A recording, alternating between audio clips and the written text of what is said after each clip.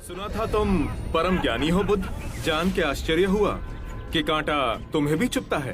अब तो गली गली ये बात ना उठेगी कि तुम तो कोई पहुंचे हुए महात्मा हो। ये कांटे हमने बिछाए हैं। इस गांव में तुम्हारा स्वागत नहीं। हर दिन अनाज भिक्षा में मांग कर ले जाते हैं। चलो चलो, दूसरे गांव का रास्ता लो। मेरा आप लोगों से अनुरोध है कि मुझे अपने गांव में भिक्षाटन करने दें।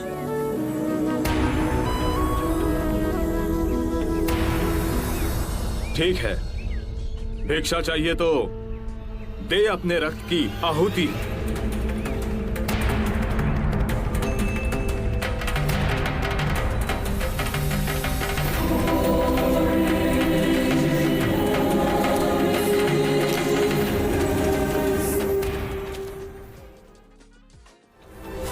सुमित, रास्ता बुहारा तो इस गांव से तेरा दाना पानी उड़ जाएगा।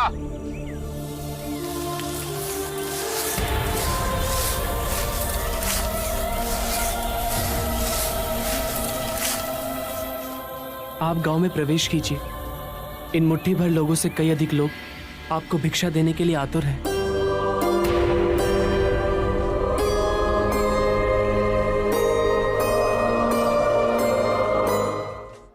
आप मुझे ना छूएं। हाँ? नहीं तो मेरी छाया भी पड़ी, आप दूषित हो जाएंगे। क्यों दूषित हो जाऊंगा मैं? तुम भी हम सभी की तरह मनुष्य ही हो, और एक मनुष्य का स्पर्श दूसरे मनुष्य को कैसे दूषित कर सकता है? केवल लालच, घृणा, मोह, तृष्णा हम ही मनुष्य को दूषित करते हैं। और तुम जैसा मनुष्य जिसमें इतना प्यार भरा हो, वो केवल दूसरों को सुख ही दे सकता है, दुख नहीं। कैसे महात्मा हो तुम? तुम्हें तो जाति वर्ण का ज्ञान भी नहीं है। चोला पहने कोई सन्यासी नहीं होता। अरे पाखंडी हो तुम, पाखंडी।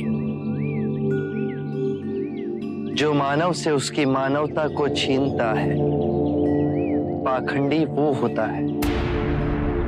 यदि मुझे पाखंडी कहे आप सभी को संतोष मिलता है तो ये उचित है, परंतु इस मनुष्य में भी हमारी तरह प्राण बसे। इसे नीचा कहे, इसका तिरस्कार करना सबसे बड़ा पाखंड है। यदि जानते नहीं हो तो मैं बता दूं, ये धर्मशास्त्र है। पाखंड कैसे हुआ? जिस मिट्टी से सारी मानवता का सृजन हुआ, उसी से इसका भी हुआ। मानव और मानव में भेद कर आप सृजनकर्ता पर कीचड़ उछाल रहे हैं। यदि हम आकाश में कीचड़ उछालेंगे तो आकाश तो ऊंचा ही रहेगा, परंतु कीचड़ वापस हमारे ऊपर ही गिरेगा। आकाश ने तो भेद नहीं किया, वो हम सभी को एक पिता समान ढके हुए है। ये धरती धान उपजती है, इसने हमारे साथ भेदभाव नहीं किया। ये हवा हम सभी के लिए समान बहती है। पानी हर प्यासे की तृष्णा को बुझाता है।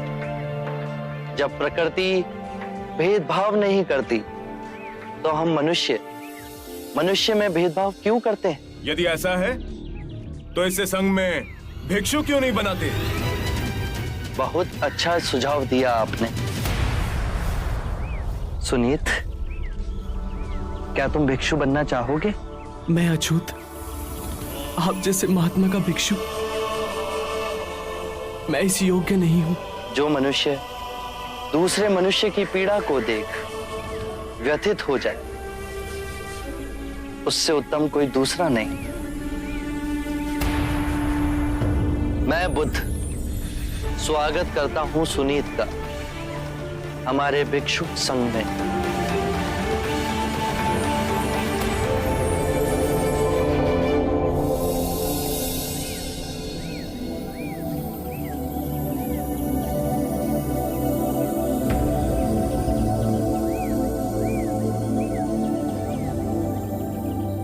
सारा जीवन किसी ने दया के दो शब्द ना कहे मुझसे, और आज इतनी करुणा बरसी है। पहली बार ऐसा लग रहा है कि मैं भी मनुष्य हूं, पर जो मैं कर रहा हूं यह अधर्म तो नहीं? जो अधर्म आज तक हुआ वो अब नहीं होगा। हर मनुष्य में चेतना का द्वार है, बस उसे ही अपनी संभावना को पाना है, अपनी गरिमा पे पुनः लौटना है। मेरा मार्ग प्रेम का है, तो वहां सबका सत्कार है। गंगा, यमुना, ऐरावती, सरयू, माही, ये सब नदियां हैं और ये सब अंत में वह सागर में मिल जाती हैं। वहां उनका ना भेद होता है ना ही नाम। उसी प्रकार जिस भी मनुष्य ने अपना गृह त्याग कर सत्य के पथ पर चलने का निश्चय किया, चाहे वो ब्राह्मण हो या क्षत्रिय, वैश्य या शूद्र ही क्यों ना हो, उसी महासागर में विलीन हो जाते हैं।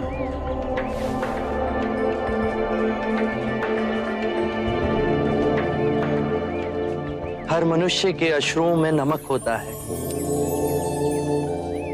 उसके लहू का रंग लाल होता है। ये भेद मनुष्य ने मनुष्य को उत्प्रेरित करने के लिए बनाए हैं। आज मैं इन भेदों को काटता हूं। आज सुनीत को दीक्षा देना क्रांतिकारी होगा। हम पर बहुत से संकट आएंगे, हमें और तिरस्कृत किया जाएगा, पर सत्य आने वाली आंधी के सामने अडिग रहेगा।